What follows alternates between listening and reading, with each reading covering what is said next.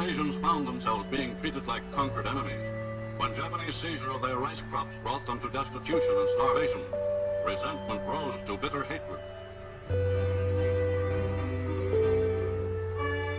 In 1945, final defeat came to the Japanese. 3 days after the war's end, a committee of national leaders proclaimed the independence of the Republic of Indonesia, with Sukarno as president. Thus, on their own initiative, seizing the freedom promised 3 years earlier by the Dutch. With the Japanese defeated and no allied forces at hand to take over in their place, nationalist feeling swept the people of Indonesia.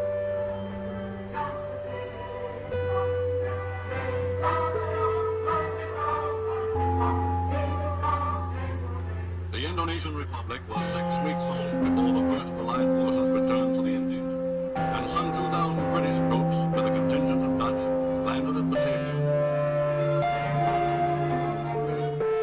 But by that time, the nationalist government had grasped the opportunity to entrench itself in Java and Sumatra, and Republican extremists had fanned into flame the spirit of nationalism. Within a short time, the British, later relieved by Dutch forces, found themselves involved in fierce guerrilla warfare with desperate and determined nationalists. The fullest fury of the Indonesians was directed against their old rulers, the Dutch, many of whom returned from concentration camps to find themselves facing new ordeals.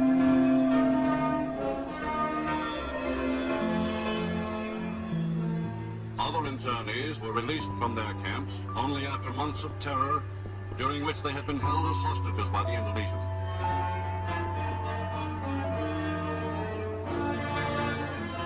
Over a year and a half of fighting elapsed before the signing of the Linggadjati Agreement interrupted hostilities.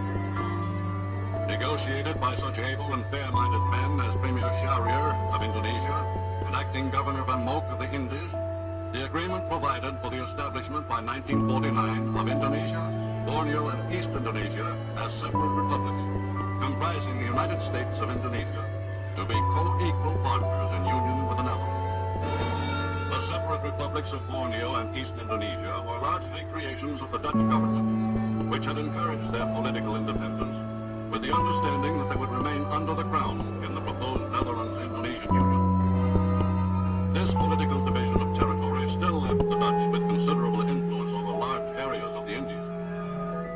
In the Republic of Indonesia, Dutch troops stood fast on the lines of demarcation fixed by the Linggadjati Agreement. But tension mounted as each side accused the other of refusing to live up to the loosely drawn and variously interpreted pact. Claiming complete failure of the Republicans to meet their obligations, the Dutch moved out from their agreed positions into Indonesian territory.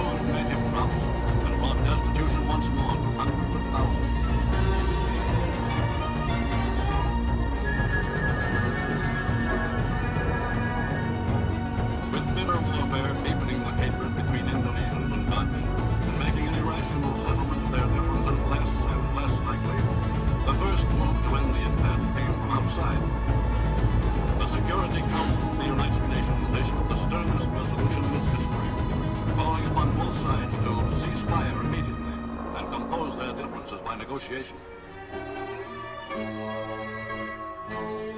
But between the antagonists, resentment had become too intense, and distrust of one another too deep, even on the part of leaders like Acting Governor General Van Mook, inclined to moderation. What is the basic trouble between the Dutch and the Indonesian Republic? Our trouble is not with the Republic, it is with this present self-appointed Republican government. It is unable to provide anything like a regular administration. And among reasonable men in the opposite camp, like Indonesia's Tambu, the feeling of distrust was equally strong. The Republic of Indonesia has been functioning with an independent government for over 2 years, yet the Dutch are trying to reimpose colonial rule. Republican leaders say they can't trust your government on the independence question. Our promises of independence were made by a large majority of freely elected Dutch power. We have, I think, a good record of doing what we undertake. The path of Dutch colonial history is strewn with broken promises. In 1918, they promised us internal autonomy. That promise was not kept. In 1942, the Dutch Queen promised us voluntary cooperation between Holland and Indonesia on an equal basis. That promise wasn't kept. In October 1946, we signed a truce agreement with the Dutch. They broke that agreement too. The Dutch charge that the Indonesian Republic has not carried out the promises of the Linggadjati Agreement. We Indonesians have kept every promise. We wanted to submit our differences with the Dutch to arbitration, as called for by the Linggadjati Agreement. But the Dutch repeatedly refused our requests, tore up the Linggadjati Agreement, and 1 hour later launched a full-scale attack on us. Our action was taken to end the anarchy into which the Republican Revolution was developing. In Holland, where the government is seeking a way to terminate strife in Indonesia, the Dutch are facing one historic fact. In Asia today, the world is witnessing the end of white domination over Asiatic people.